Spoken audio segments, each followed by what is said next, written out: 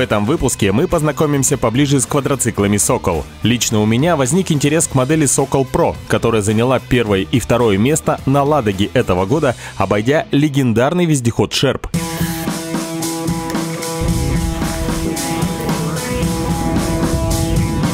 Выпускается «Сокол» с 2014 года в Новосибирске, и мы вместе с представителями завода «Сокол» в городе Якутске Николаем и Стасом поехали в Новосиб. Ну что, мы в Новосибирске, здесь минус 20, и это реально холодно.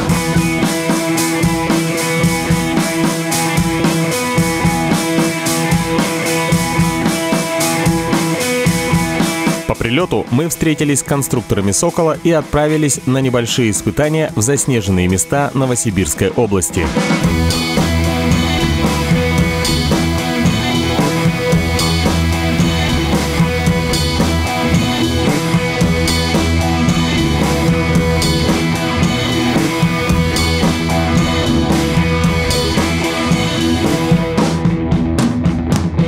Какие предстояли испытания, вам поподробнее расскажет изобретатель квадроцикла «Сокол» Алексей Поздеев. Вот у нас наконец пришла зима, идет снег, намело переметов. Мы решили прокатиться на нашей технике. Первая модель — это уже, можно сказать, классический «Сокол». 1,5-литровый двигатель у него, шины у него так называемые ободрыши с Урала. 1100 диаметр, 500 ширина, бескамерные. На данном аппарате заварен задний мост, передний мост свободный. Это классический вариант «Сокола», который уже выпускается много лет. Вот. Следующая модель у нас — это «Сокол Про». Это уже такая модель новая, которая появилась в этом году. Вот. Конкретно на этом аппарате стоят шины «Авторос» 1200 диаметром, 600 шириной. Вот. Они ставятся у нас штатно, выпускаются серийно. То есть это обычная серийная модель «Сокол Про». У него в базе идут блокировка переднего моста, блокировка заднего моста. То есть он гребет всеми 4 колесами, может грести одновременно. Вот. Для сравнения, то есть классический «Сокол», «Сокол Про». Вот. И здесь у нас еще есть такая вот интересная моделька, которая, вероятнее всего, в серию не пойдет, потому что шины, скажем так, наверное, все-таки великоваты для него. Эти шины предназначены для более новой модели, которая у нас сейчас в разработке, уже стоит на стапеле. Это будет «Сокол Пикап». Так как он стоит еще на стапеле, он не смог с нами поехать в эту поездку, поэтому мы одели эти шины на обычного «Сокол Про». То есть у них уже размер идет фактически 1260 на ширину 700 миллиметров. Это шина трикол. Что хотелось бы по ней еще сказать, несмотря на такой большой ее размер, у нее в принципе сохранилась довольно-таки приемлемая масса. То есть она весит 45 килограмм. То есть точно столько же, сколько и обычный «Авторос». Посмотрим. То есть этот «Сокол» также имеет блокировки переднего и заднего моста. Вот. Посмотрим, как ширина шины влияет на проходимость в снегу и так далее. Какие у нас будут препятствия, мы их все наши модели будем запускать и смотреть, кто из них как едет. И под финал, так сказать, обзора, это «Феникс». Тоже наша разработка. В одном экземпляре она сделана. Скажем так, это наша техничка. Чтобы у нас аппаратура была в тепле, съемочная. И так далее. Здесь использована классическая наша схема подвески «Сокола». Шины стоят КРАС ободрыши, которые изначально были 1300 диаметром и 500 шириной. Мы можем посмотреть, что фактически они на самом деле меньше, потому что эта шина 1260 диаметром, эти выглядят чуть поменьше. Он также имеет на борту блокировки переднего, заднего моста. Имеет раздаточную коробку с понижающим рядом. Посмотрим, как он тоже себя покажет завтра. В общем-то, на этом, думаю, все. Давайте в путь. Снег в Новосибирской области шел уже на протяжении 4 дней без остановки. И выдвинувшись в путь, меня не покидало ощущение, что будь мы на подготовленных джипах, поездка была бы гораздо сложнее. На «Соколах» же мы словно выехали покататься за город. Полуметровый снег с непромерзшей в колеях грязью не создавал каких-либо особых помех.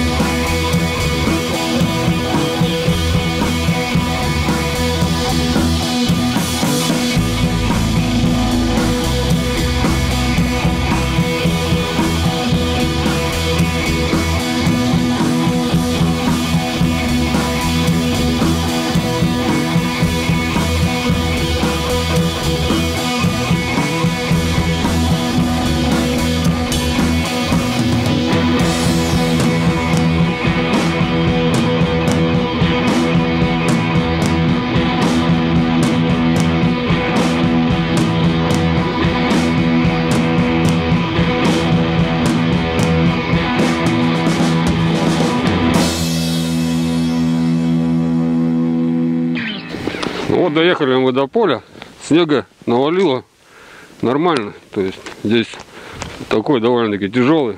Сейчас мы попробуем одновременно запустить 3 «Сокола» вот сюда в поле. Здесь небольшая горочка, и там, думаю, снега сантиметров 70-80 есть, как бы он нас должен остановить. У нас тут простой «Сокол». А посерединке это «Сокол Про» на шинах «Авторос», который у нас серийно выпускается, также со всеми блокировками. Ну и с краю, вот здесь на нем я поеду, это экспериментальные шины, которые будут стоять у нас на пикапе 1200 на 700. То есть там ширина у первого 500, у второго 600, у третьего 700 миллиметров. Давайте попробуем, кто как поедет. Ну что, на старт, внимание, марш!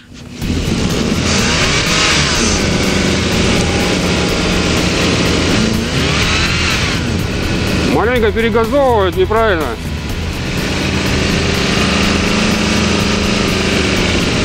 Вот это место, про которое я говорил, с очень глубоким снегом.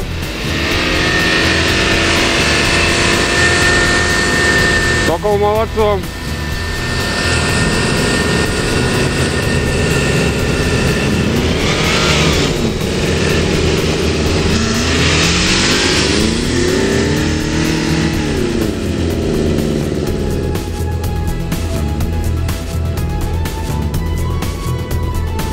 Всякую тактику попробовали уже и потихоньку, и быстро.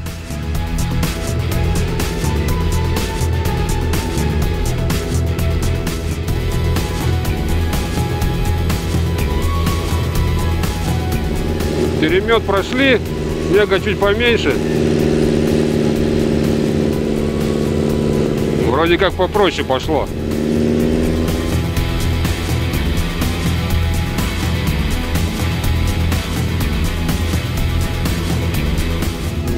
Так едем полный газ.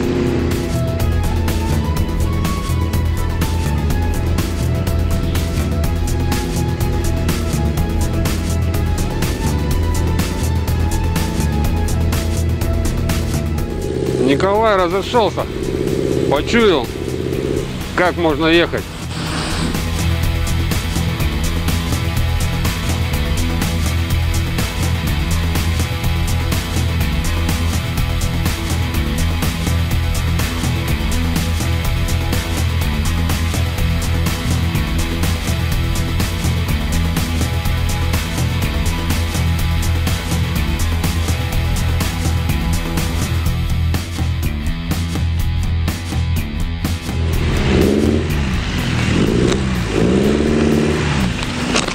Ну что сказать, кто лучше едет? «Авторос»? Смотри, зачем ты лучше? Ну, резина чуть поуже. Мотору, наверное, полегче. Ну и смотри, на ободрышах нормально он идет. Не зарылся, ничего. В общем-то, все молодцы. Вот мы вернулись на базу. Можно подвести итог сегодняшнего дня, как мы покатались. Проехали километров, наверное, 70-80. Ехали и по лесу, и по полю, по всякому разному там рельефу. Под снегом еще вода не замерзла. В поле как бы очень много снега, сантиметров, наверное, 70-80. Ну, техника вся вернулась, без поломок, все хорошо. По проходимости, что можно сказать в сравнении наших, можно сказать, разных даже комплектаций вездеходов. Обычный Сокол идет вполне достойно, выполняет как бы все свои задачи, но с одним человеком. То есть PTA Pro идет также, но уже с более такой загрузкой, то есть 2 человека, он спокойно едет. Если мы обычный Сокол грузим тоже 2 человека, то он маленько начинает чуть-чуть тяжеловато ему. Вот. По резине сказать, Авторос получается самый сбалансированный вездеход. То есть соотношение массы, диаметра колеса, пятно контакта, все у него очень удачно. Этот шина, которая широкая, трикол, едет, наверное, в принципе так же. Ну, может быть, не хватает массы. То есть он пытается выйти наверх, не хватает массы ему чуть-чуть. И он, ну, в принципе, едет. Ну, шина, наверное, все-таки не для него. Кое-где были такие моменты, что казалось, что даже не хватает ему мощности мотора. Вот. Но эти шины будут стоять на пикапе. Там у нас будет мотор 1.8. Поэтому я думаю, что пикап должен довольно-таки хорошо поехать. Ну а так все откатали, все молодцы. В общем-то, все прошло замечательно. В ближайшем будущем тоже планируем поездки. Снега еще больше навалит, снег поменяется. То, что мы сегодня прошли 80 километров, снег может завтра поменяться, мы можем их не пройти, а можем наоборот пройти 150. То есть периодически будем выезжать, снимать, показывать в разные периоды, как движется наша техника, как она проходит. Снег выйдет на нас, не выйдет. Ну, в общем, до новых встреч.